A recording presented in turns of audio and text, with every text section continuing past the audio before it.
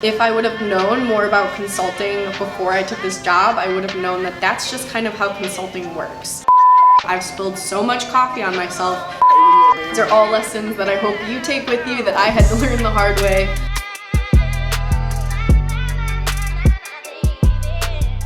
What's up, internet? My name is Megan. Thank you so much for clicking on this video, and I'm super happy to have you here. I hope that you are doing well and having an awesome day so far. In today's video, we are going to be talking about my first year in consulting right out of college. I'll be covering my background before I got my job, so the college that I went to, the degree that I got, internships I had, and basically how I got the job. I'll talk about my first year just as a quick overview, the projects I was on, what it was like, and then I'll leave you off with my top 3 tips for anyone who does want to go into consulting. So let's start it off bringing it way back to when I was in college, which was just a short year and a half ago. I went to Michigan State University and graduated with a degree in Applied Engineering Sciences in the spring of 2019. So my degree was basically a mix of engineering and business. I knew I wanted to be an engineer, but I didn't really like all of the parts of engineering that I thought were typical to being an engineer, I guess. The nerdier parts, I don't know. So I liked that they were offering business classes, and that's kind of why I pursued that degree. I like working with people, I love solving problems, so it seemed like a good fit for me. So in college I had 2 internships. My first one was my summer of junior year, which was with a company called Bosch. You probably think of Bosch as a washer machine company. I think they do like drills and hardware too, but I was basically in a automotive supplier type job. And then in my summer after that, which was my summer of senior year, I got an internship at General Motors as basically a junior purchaser in their purchasing department. I was set to have a full-time job with General Motors to go into their supply chain rotational program after I graduated. That's what I thought I was going to do. What I have to say about my experience at both of these internships is that it taught me what it was like to work at a big corporation. There were a lot of cubicles. There really weren't many challenges. You kind of just did the internship to learn about the company and maybe be impressed by the company and get kind of an idea of what you would do if you worked there out of school. So to say that I enjoyed those internships would kind of be a stretch. They were a little bit boring. I liked the other interns, but it really was the same thing every day, and that was only for 3 months, and I was only an intern, and that was basically as fun as they could possibly make it is when you're interning. So although I was really grateful to have a full-time job from General Motors, I wasn't like over the moon about it, and I kind of was wondering what else could I possibly do right after school. After a turn of events, I ended up finding myself needing to look for a job in Austin. So I actually got the job that I have now through a friend. She had met my company at a recruiting fair at her college, didn't end up taking the job, but referred me to them and thought that I would be a good fit for their culture. So when I was doing my job search senior year, she sent an email connecting me and the HR lady. And long story short, I got an interview, made it through the interview process, and got offered a job. So during the interview process, I honestly had no idea what consulting was. When I told my dad I was interviewing with a consulting firm, he pretty much asked me, "How are you doing that? I thought you had to be an expert in something to consult anyone on anything." And I was kind of like, I don't know, but they want to talk to me, so I'm gonna go for it. It was basically in the interview process where I learned a little bit about what I could expect to be doing as an analyst at the firm. Consultants work on a per project basis, so clients will come to us with a certain type of problem or something that they need us to do. We sign a contract to do what they want, and then we execute the contract, and then it ends. We either win more business or that's that, and then you get put on another project. So I thought I'd really like that because I was only ever exposed to basically doing the same job every day for years on end at large corporations like General Motors. And I thought that this would be a good change of pace. It really reminded me of engineering. I thought I take on hard projects.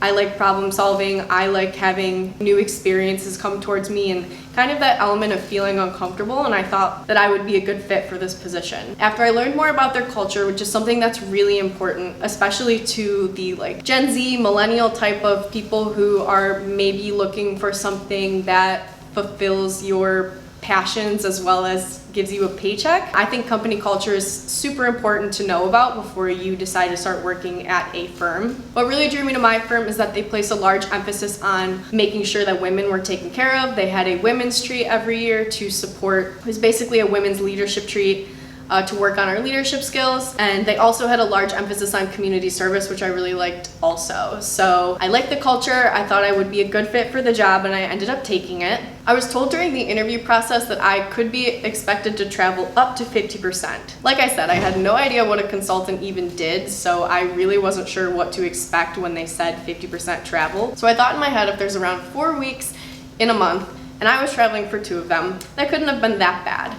And that's really the expectations I had going into it. I thought traveling can't be, I don't know, like what a fun adventure. Like I'm young, I have really nothing else to do, like might as well get my travel experiences paid for by my company and just be able to take advantage of this time in my life where I didn't really have a lot holding me in one spot. So that was kind of my expectation, is that I would enjoy the travel and it wouldn't be very frequent, like I said, up to 50% of the time. So I ended up graduating, I moved to Austin, and I started working at this job. I really liked my firm because we are a startup company, so it's relatively small. I think there were around 100 people there when I started. I was told during the interview process that there was a lot of opportunity for growth, and especially quick growth at the company. They didn't follow the standard rules of needing to necessarily be in one position for X amount of time because that's how the company had it. It was a lot of, if you have potential and you're willing to work hard, you can accelerate your career as quickly or as slowly as you want. And that's something that really sparked my interest, because I've always been someone who liked to work hard at the things that I love, and I love to be able to have that incentive to be recognized for my work. That's definitely benefited the startup. Like I said, at my previous internships in huge corporations, you basically had no incentive to try really, really hard because you still had to work your way up the ranks of the company, and it was just difficult to make a big impact or like really get noticed. So this small company really was an appeal to me, to be able to know my coworkers on a personal level, but also be recognized for my hard work. So I had my first day, and basically what they do at my company is you begin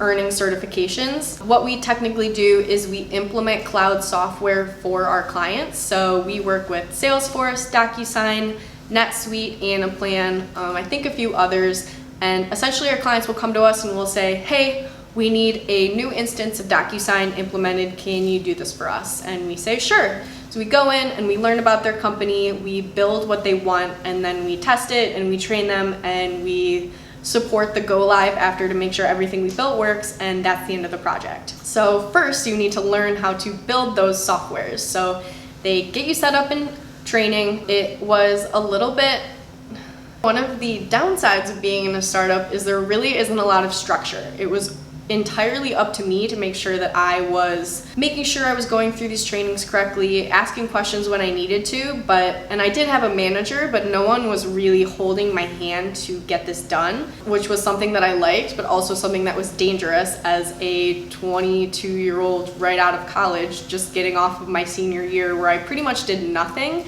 It took a little bit of a learning curve to be disciplined enough to do what I needed to do, but I did. So I earned some certifications, and then I was put on my first project. This project was a little bit unusual because it was a year-long implementation. We were basically going to implement a technology for the client I was on, and then also implement that technology in their other countries as well. So it was a very big deal. This client was also located in the West Loop of downtown Chicago. So not only was it a really fun place to visit, but it was a pretty big deal within the company to be put on this project because it was very profitable for the company and also just had a lot of exposure. So I was so excited to be able to be part of this, and I was immediately flown out to Chicago to meet my client. I would say over the first 5 or 6 months that I was on the client, I ended up traveling to the client site at least every other week.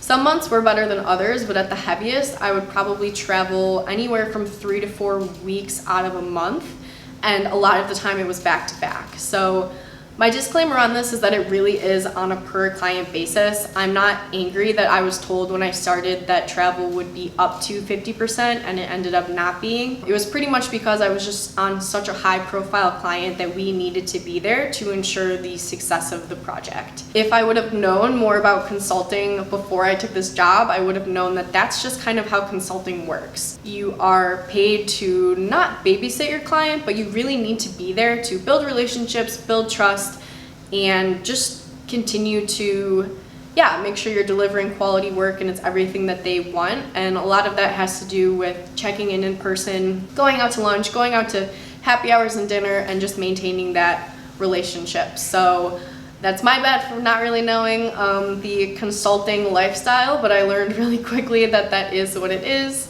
My travel schedule was from Monday morning. I would take a really early flight out of Austin to Chicago, and then I would fly out Thursday afternoon and get home pretty late on Thursday back to Austin.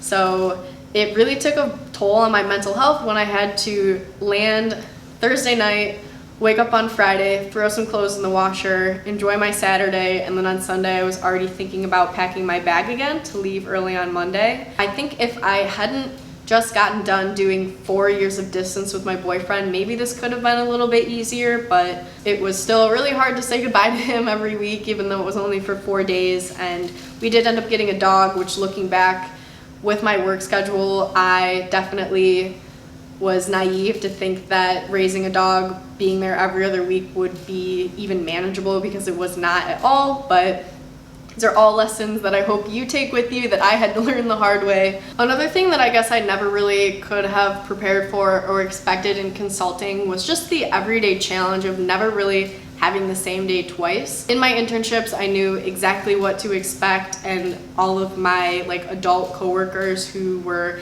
teaching me in the internship also basically did the same thing every day of their working year. So there was a lot of stability and a lot of redundancy, I guess, in the work. And with consulting, it's not like that at all.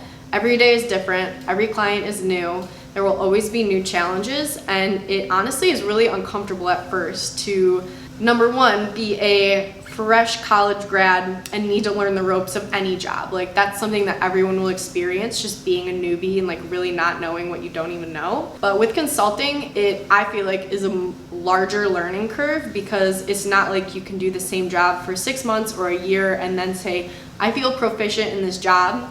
With consulting, you need a lot more experience to even, in my opinion, feel comfortable doing the things that you need to do. So specifically when it comes to implementing software, there are always development releases with the software, so there's always something new to learn.